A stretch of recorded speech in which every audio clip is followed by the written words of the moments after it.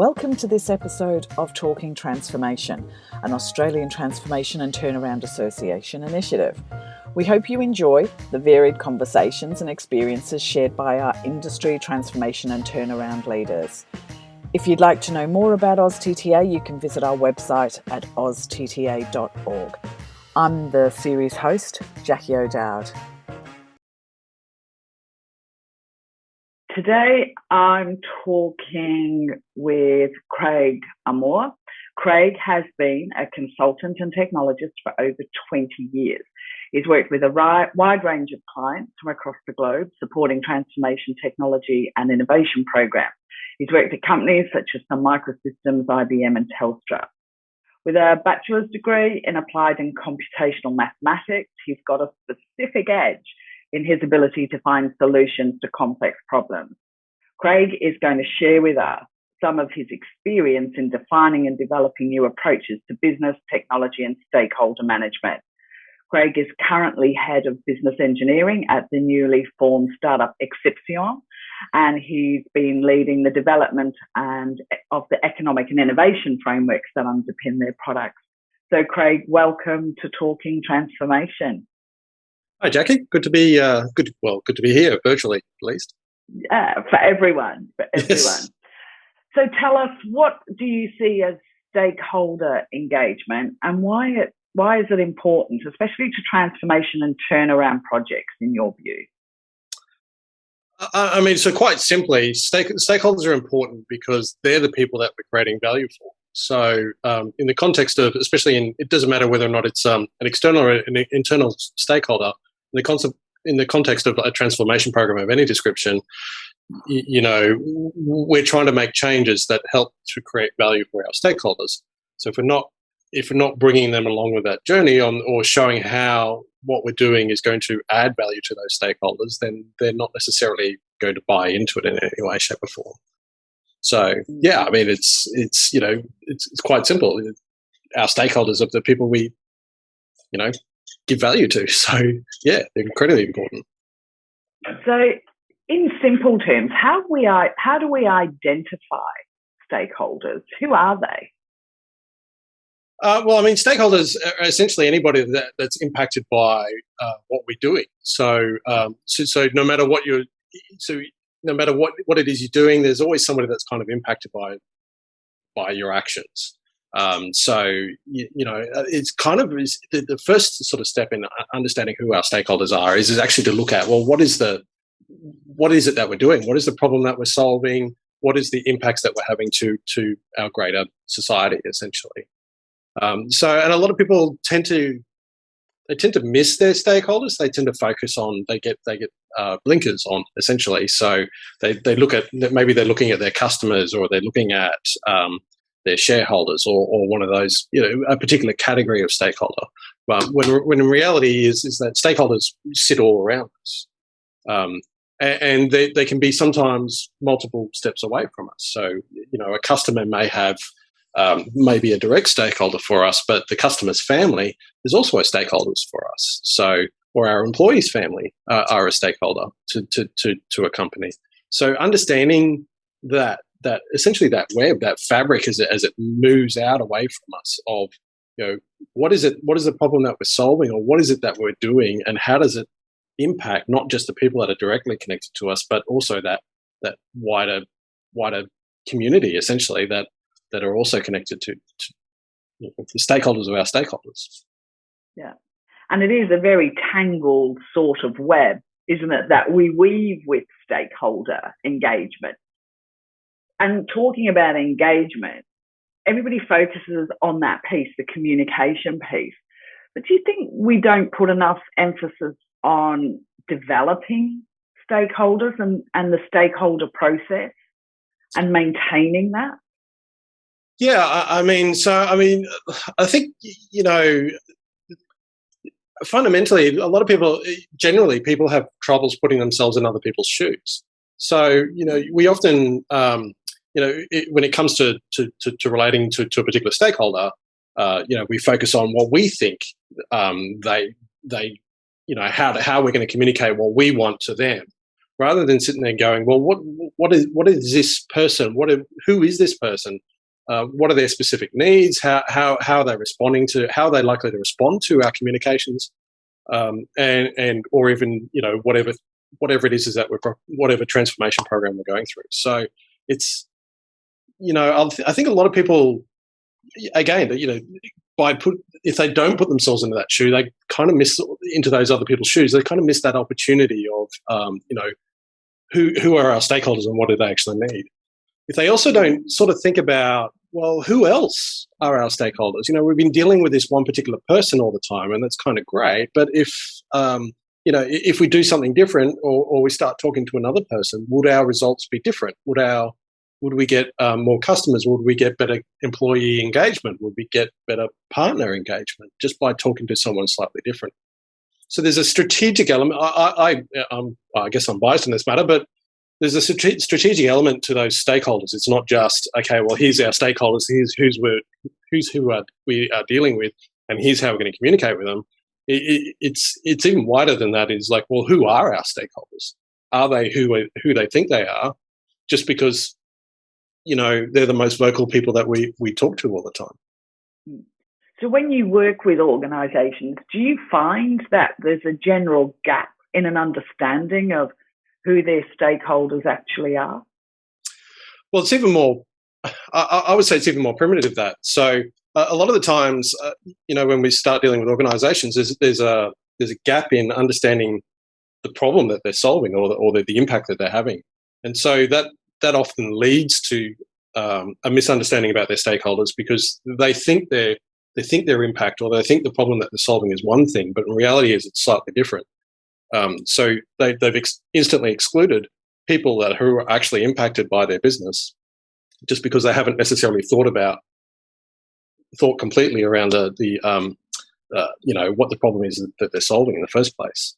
So we often spend a lot of time just working on that problem. What is the problem that you're solving? And then we often say there's three key points to your stakeholder strategy. The first one is understand your problem. The second one is, well, who has that problem? Who out there has that, is some way either has that problem directly or is impacted by that problem in some way. It might not be whole their problem, but they might sit on the edges of that problem in some kind of way. And then the third part is who else solves that problem? Because, a lot of times people, especially in transformation programs, you execute a transformation program and neglect the fact that somebody's already kind of doing that.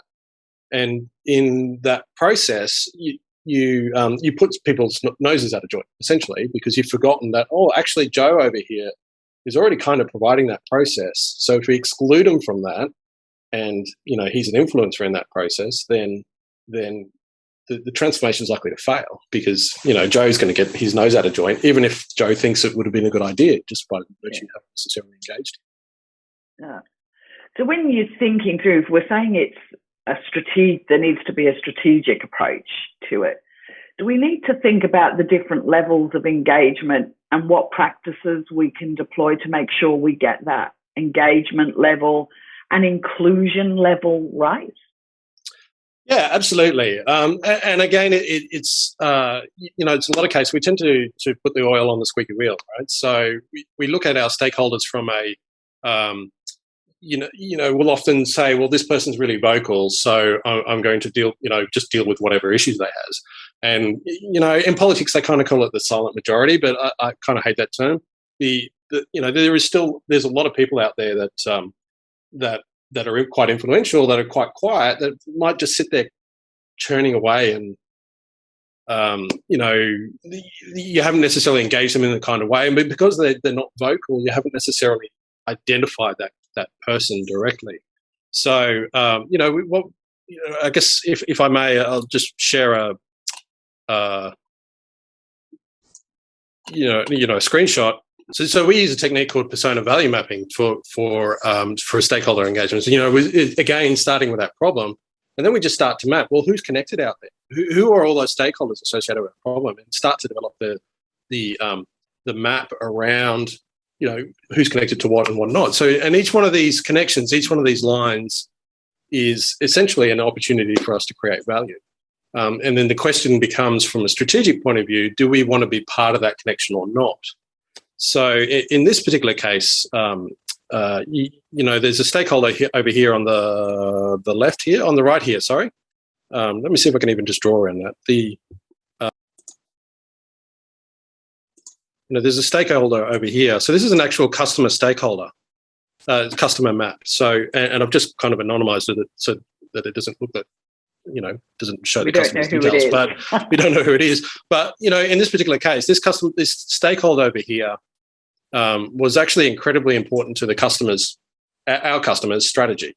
But there's, from the central entity over here, from here to here, there was no connection. So they identified there's a stakeholder that was incredibly critical, and he was critical because he was, or he or she was in the middle of a whole bunch of other stakeholders, and they were coordinators amongst a bunch of other stakeholders. But our client had no direct connection with that stakeholder group whatsoever. So in effect, they, they were missing a really important part of their stakeholder map, and it was, that they just completely didn't realise that that person had so much influence in their community. So how often do you see organisations produce visualizations like this for mapping out their stakeholder? Well, we don't. Very, very rarely do we see that. So, a lot of people will use Excel. They'll use some sort of spreadsheet or something to map out what what others might call a racing matrix.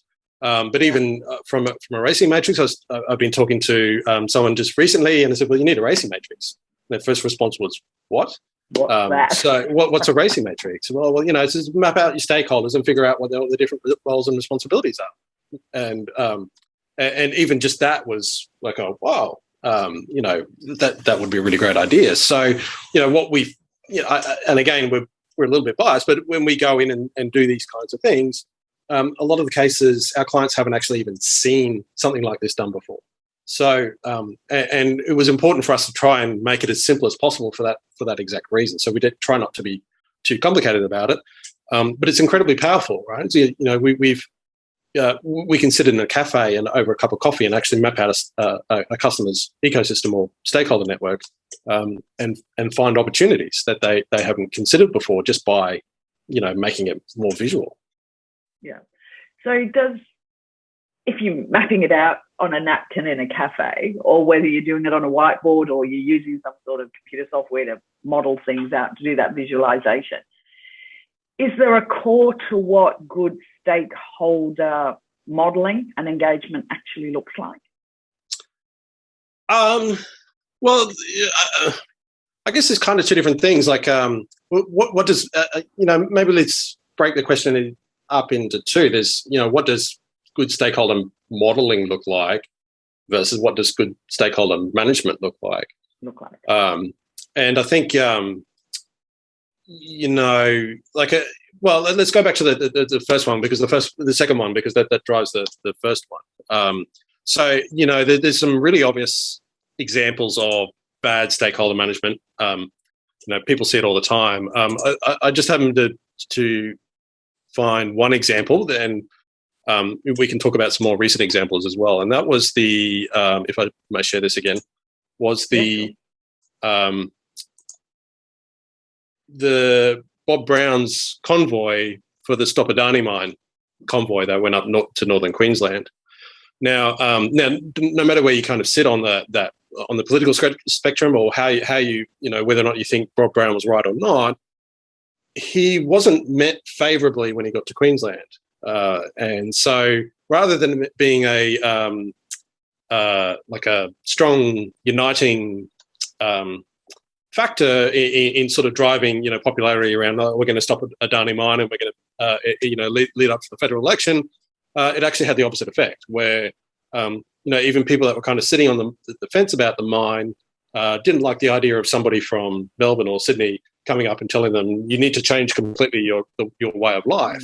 And so there was more of a revolt against the idea of the convoy, or the someone from outside of Queensland trying to influence what's going on inside of Queensland, than necessarily about the mine itself.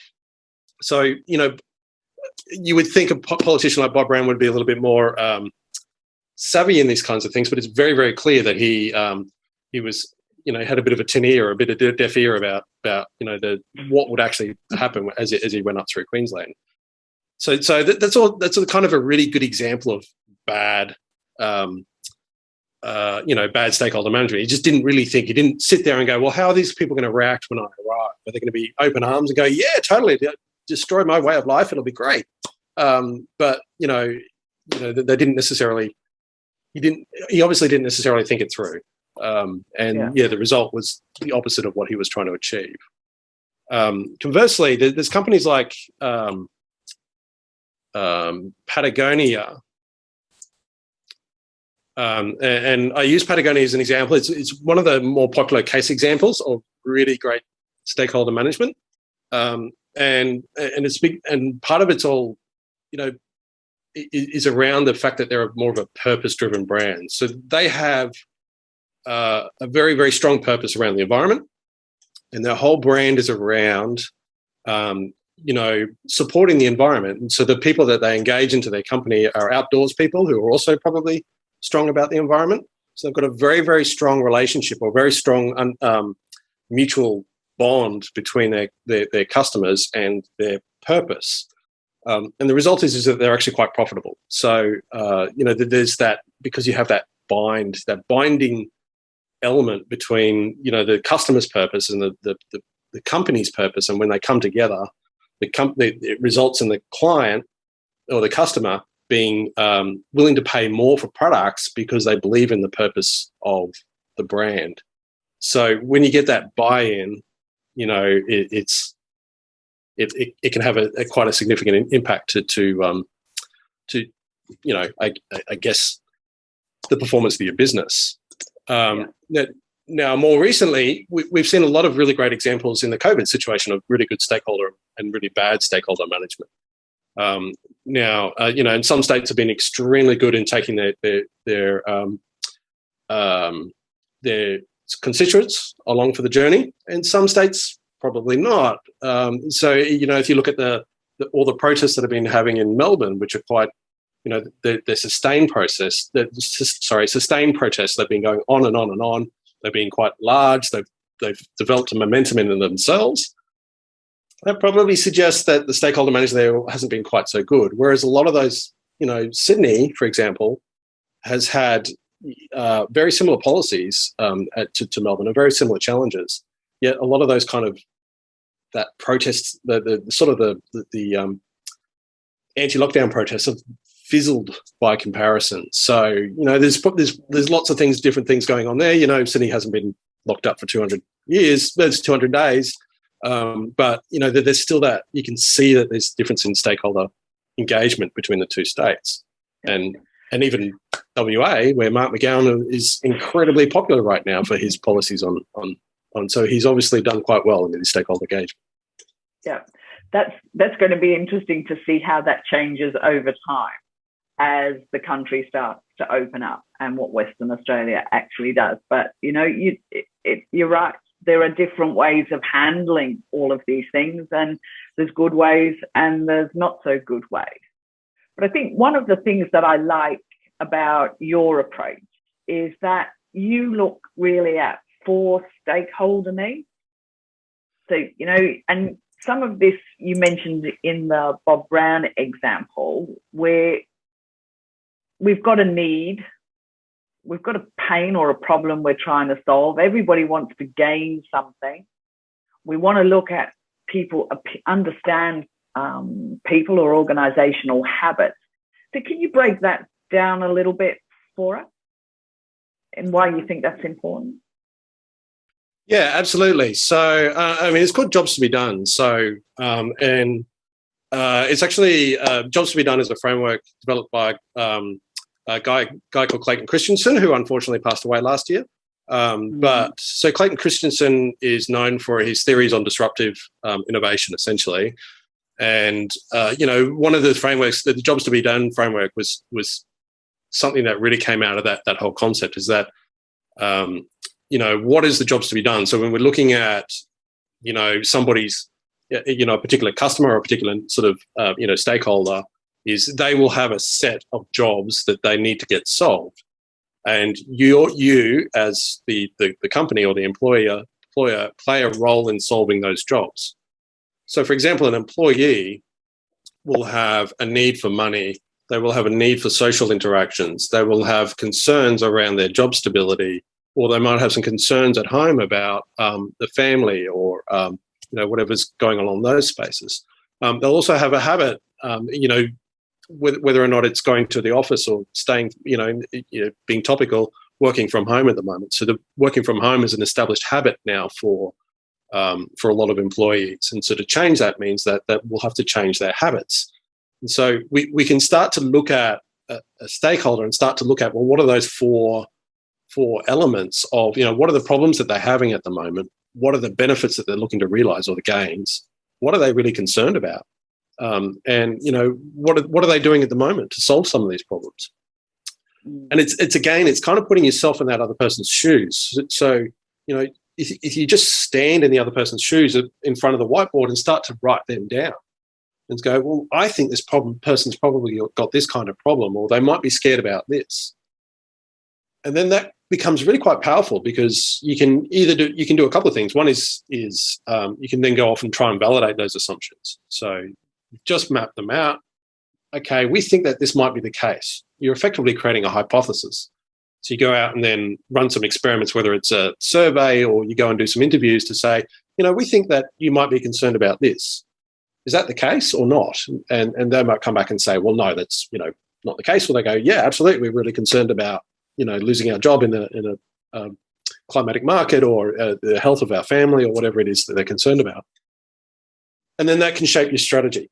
So again, it's looking at the stakeholder first and their specific needs, and then, well, how does that influence our stakeholder strategy? How do we take these people then along for a journey? And you can also then, it's not just even around, say, your employee strategy or your product strategy, but even how you communicate with them. So if you understand their pains, gains, anxieties, habits, when you're even crafting an email, you can say, I understand that you may be concerned about ... But, we're going to do this. I understand there's going to be some changes. We're going to provide you with some training or whatever it needs to go along that journey. So you can pre-guess what their objections are going to be before they even get there, essentially. So yeah, it's about putting yourself in that other person's shoes, and then using a methodical, structured way to kind of try to understand what it is that they're thinking. And if we think back to your visualization of your relationship model of who's connected to who or what touch points, if you overlay that with that contextual data, how do they feel? What are their problems?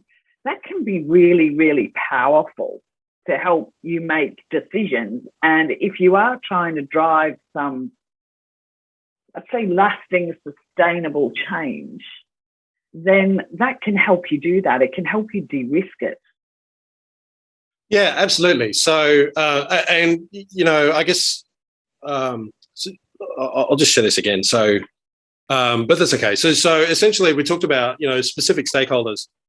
This one was this stakeholder here on the right was really highly connected, and really quite important. We didn't necessarily have a relationship with them, but we can sit there and start to think about, well, what are their specific needs, and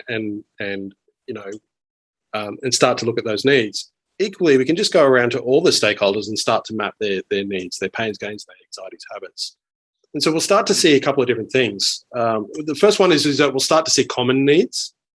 So if we start to map it across the ecosystem, you'll see that some stakeholders, most stakeholders, effectively in sort of groups, you'll see that some people have a set of needs that are common, and this group over here will have a set of needs that are common. And you can start to sort of prioritize that strategy, your actions based on what's most common. But there's also those critical ones. So identifying these stakeholders that are in the middle, that are highly connected, by addressing their needs, you're creating more value for them. And because they're highly connected, they will tend to then flow, that value will tend to flow onto the people that they're connected to. So whether or not it's just identifying those people in the middle that are kind of critical, that if you make them happy, they're more likely to come along the journey with yourself. So and it's a common tactic with change management, I guess, in that HR space, where they're looking at who are the change agents, and so they're trying to target people who are change agents who sit inside that middle of it. Sometimes those change agents are obvious, and sometimes they're not, because it's more social networks rather than organisational ones. The thing that I like about this type of model is we can also start to have a look at where there's a value shift in some, these are organisations or individuals. If we've got no values in common, it makes it harder to deal with each other on the same sort of frame. So this would help determine some of that value shift too, wouldn't it? Yeah, it does. And, this is I guess the segue into this this kind of thing. So, everybody, essentially we're kind of looking to trade off, right? So we're looking to, we're trying to find those win-win scenarios, those so if we're looking at a particular stakeholder, there's kind of, what is it they want? What is it that we want? You're trying to bargain with them, essentially. It's literally called a bargaining problem. In kind of mathematical circles. So, and you're trying to find that optimal point in the middle where you kind of win and they kind of win and everybody goes away happy. And so, by looking at breaking down your needs and their needs, there's kind of you can try to find those things where you can start to find those win-wins, and then you can also try to find those things where, they're not going to budge and you're not going to budge, and and you can start to understand whether or not you're going to be able to come together or not. So I often talk about one of my favorite slides is actually this one, to be honest. Is it's that you can imagine some sort of shared purpose that you have, and you have yourself and the person that you're trying to engage with. There's kind of an overlap, so it's about looking at what are those overlap points. What are they bringing to the table? What are you bringing to the table? And what do we need to be able to integrate together to make this kind of work? Which is especially important for purpose-driven brands. So companies that are trying to be, environmentally conscious, or save the whales, or the fairy penguins, or whatever it is that your purpose is driven. It's sometimes it's trying to understand what those needs are around that purpose. So, in a lot of cases, charities are actually a factory for making people feel good. They're looking to make the person that's donating money feel better about themselves in some way. So, and by doing that, they're contributing back to some sort of common purpose. So, in that kind of model, the overlap here is how do we make these people feel good? Yeah. It's really about finding the common ground too, isn't it? So, like you said, where do we agree and where do you disagree? Because one of the things I always find is that stakeholders are often seen as part of the problem, when in fact they're probably more of being part of the solution. So what advice do you have for those that want to make their stakeholders part of the solution? Is this model applicable to them, do you think? Does it give them some ground for thought? Yeah, absolutely. I mean, again, we're slightly biased, but it applies to pretty much any network, right? Any stakeholder network, and at the end of the day, and that's kind of why we like it, is in its simplistic form. It's that, what is that shared purpose, and do we have a shared purpose? So, in a business kind of context, even Apple and Samsung have a shared purpose, and they collaborate on quite a lot of things because of that, in technology and so forth. And part of that's avoiding mutual destruction, but there is a shared purpose that people have. So you can be a competitor and still be able to work together as a stakeholder group towards a particular kind of shared purpose. it's really understanding. It's being able to put yourself. I get back to those three key points. What is the problem that we're trying to solve, or what is our purpose? Who else has this problem? Who else solves it? And kind of really looking at those, just mapping them out, and saying, well, who can we work with here? Who's got that overlap that is going to help us towards that purpose? And there might be a competitor, right? Especially if you say lobbying government or whatever else, or it might be your employees or your other stakeholders. So, there's a lot of, in times gone by, it wasn't sort of really clear, the value, I guess, of engaging your stakeholders. And there's a lot more sort of data revolving around that. So even just employees, an employee will work for 20% less money if they're working for a company they strongly believe in and from a purpose point of view. So, you can instantly, potentially, have lower employee costs just by having an employee feel that's hyper engaged into whatever purpose that it is you're trying to do. And the same is true with suppliers. Suppliers will tend to charge more money to clients they don't like. It's in fact, it doesn't matter how big you are, or small you are, it doesn't matter. If they don't like you, they'll charge you more money because, let's call it pain in the ass tax, right? It's that there's a lot of sense in sitting there going, well, what is it that our partners want? What can we exchange with them that's non-monetary? Whether or not that's whether or not that's social interactions, whether or not it's innovation or trading knowledge or referrals or whatever it is that you can provide that you can get this shared purpose going, and understanding their needs, and then that flows on into your partner strategy essentially. Yeah. So there's a lot of options there. We talked about the sort of the social aspects of some of these stakeholders, and now with all of the social technologies in place, the amount of information that's out there, how can we best, I guess, channel that information down into the information we actually need about our stakeholders? I guess the question is, what's the best source of information on your stakeholders? Is there one? I guess there's lots. So we do a lot of demographic research, I guess, in looking at our stakeholders, and there's implied information and more explicit. So you can actually get a lot of information about your stakeholders without even asking them, just from Googling for other people's research, for want of a better word, right? So, yeah.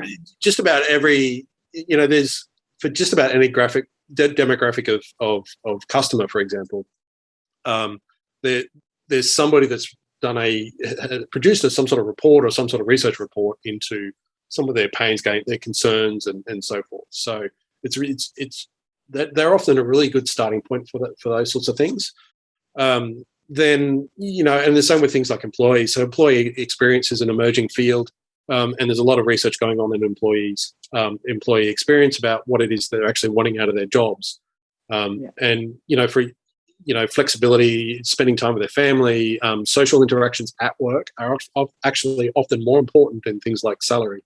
So, some of those preconceptions about, well, what is it an employee want is actually, it's starting to really kind of shift, especially as the needs of those employees are shifting. They've all been exposed to work from home.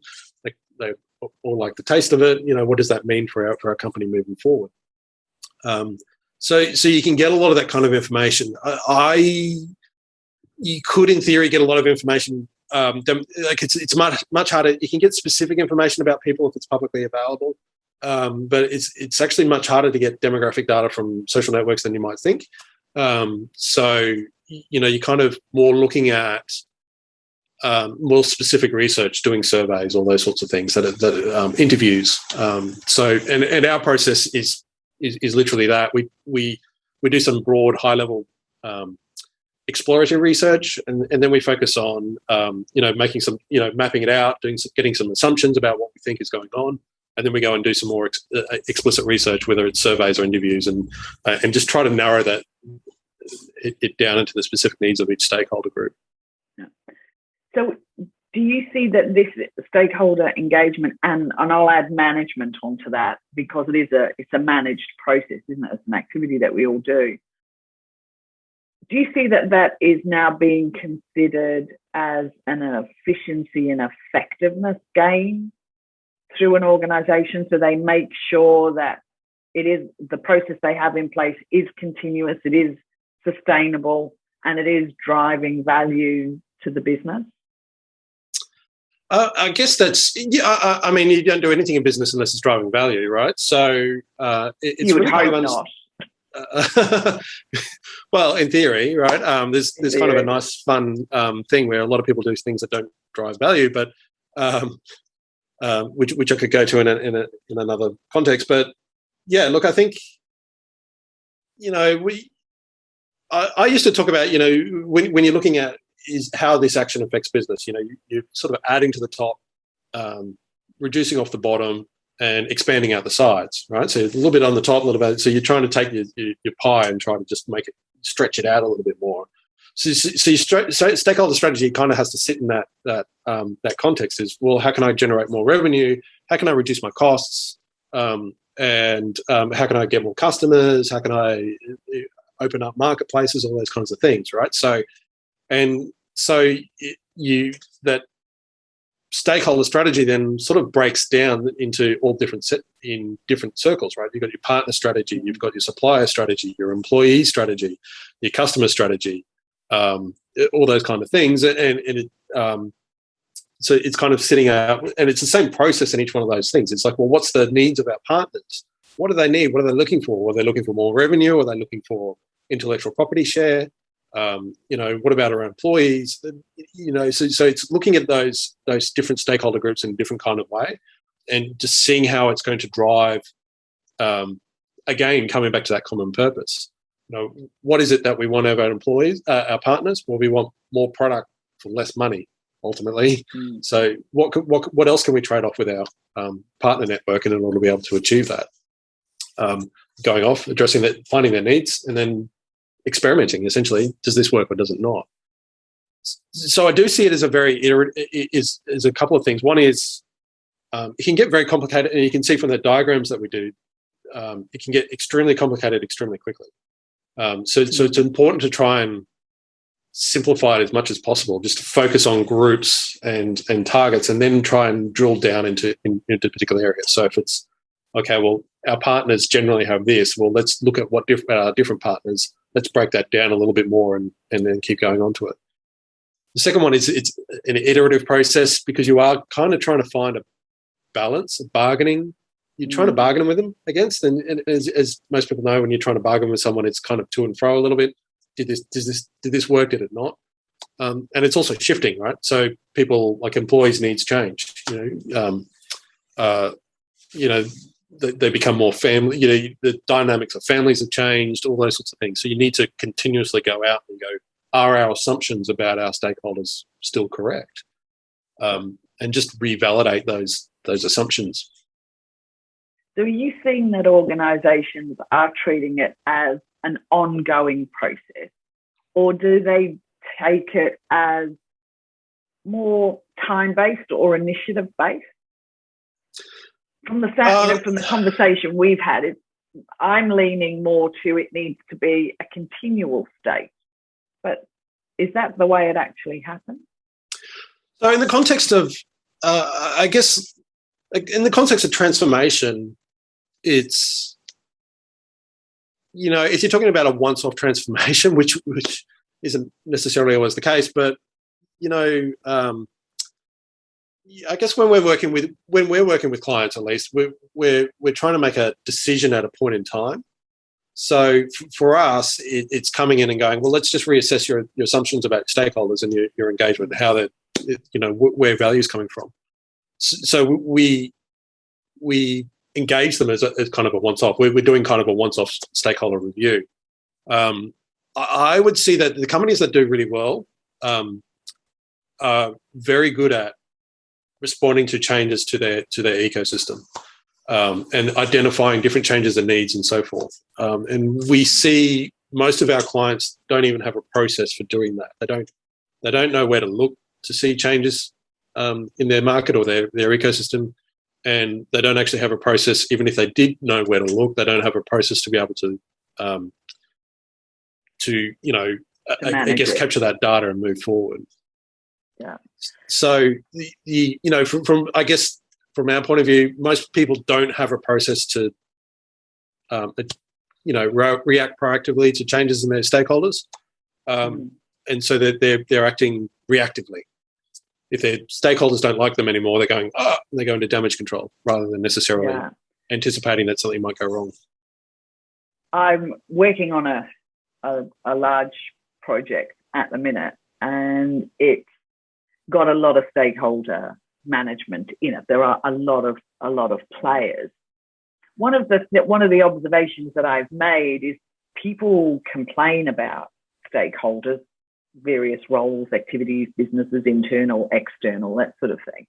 But it's very rarely shown on any sort of risk register or form part of any sort of risk management program. Is that just a wacky observation of mine, or do you see that too? Well, I don't know. They always feature on my risk registers. Look, I think the problem with stakeholders is that, and especially in projects, is that it can be quite political. And so listing that, you don't want to sit on the risk register and say stakeholder X is a pain in the butt, and he may not. He's going to be a risk to the program, right? So those sorts of things get missed off the risk register, even though most people are kind of thinking about it. I don't necessarily see that as a bad thing, as long as people are considering the risks of the stakeholders. I guess in most cases, though, it's not that they've excluded it from the risk register, even though they're kind of talking about it, but they're not actually talking about it in a constructive way to overcome it. They're just talking about person X is really difficult to work with, or person Y is a gatekeeper, even though he's not listed as a gatekeeper in the project, and so we need to make him happy somehow. So there's this kind of implicit discussion about it, but it's not necessarily always addressed in the way that the program is delivered. It's a little bit different, can be a little bit different if the stakeholder is an organisation, not necessarily an individual.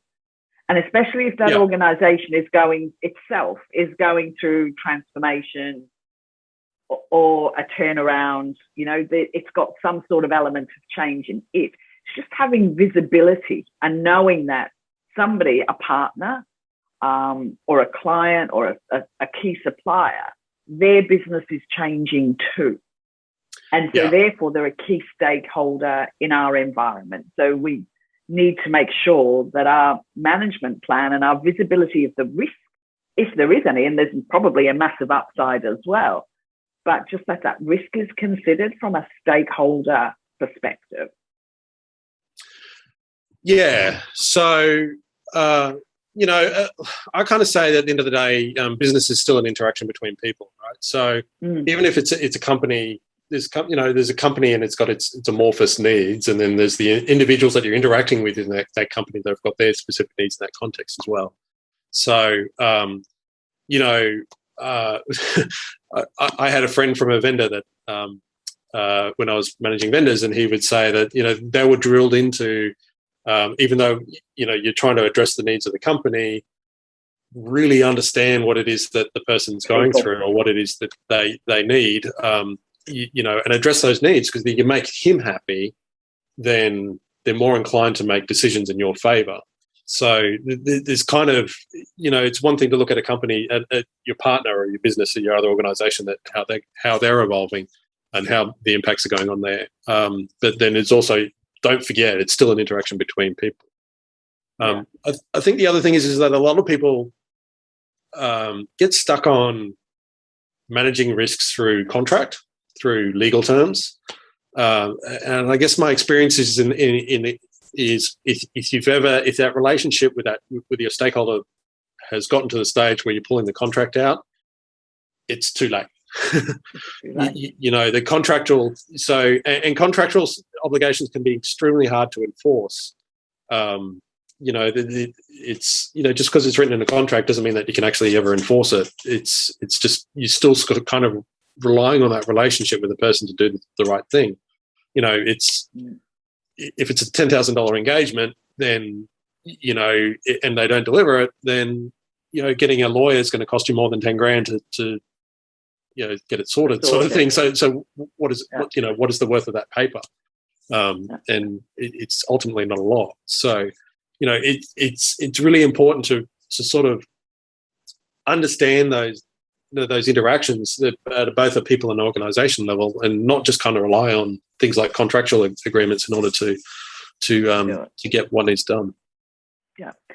So just before we finish, a question without notice is if you had some advice for our listeners and viewers on how they could make some rapid improvement in their stakeholder engagement management, what advice would you give them?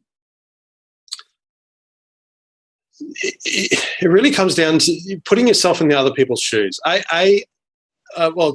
let's go back to those three key points. The understanding what it is that the shared purpose or the common problem. The second one is making sure that you understand who is involved with that, not just the people directly involved with it, but on the edges of it, and who else solves that problem that could potentially help you solve it.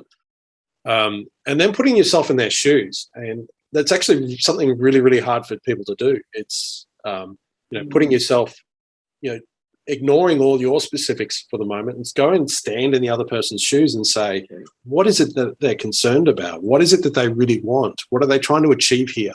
And really kind of thinking through those elements of it, the pains, gains, anxieties, habits. And just by doing that, I think a lot of people have a much better sort of stakeholder journey, right? So, you can somehow find whatever it is that they're concerned about, then just by addressing something simple might make the whole journey much simpler. Well, it's been absolutely fascinating, and I think you've shared some incredible expertise and given us some great insights into what people should and shouldn't be doing on their stakeholder journey. So, Craig, thank you for taking the time to talk with me today and talking all things transformation. Thanks very much, Jackie. Thanks, Craig.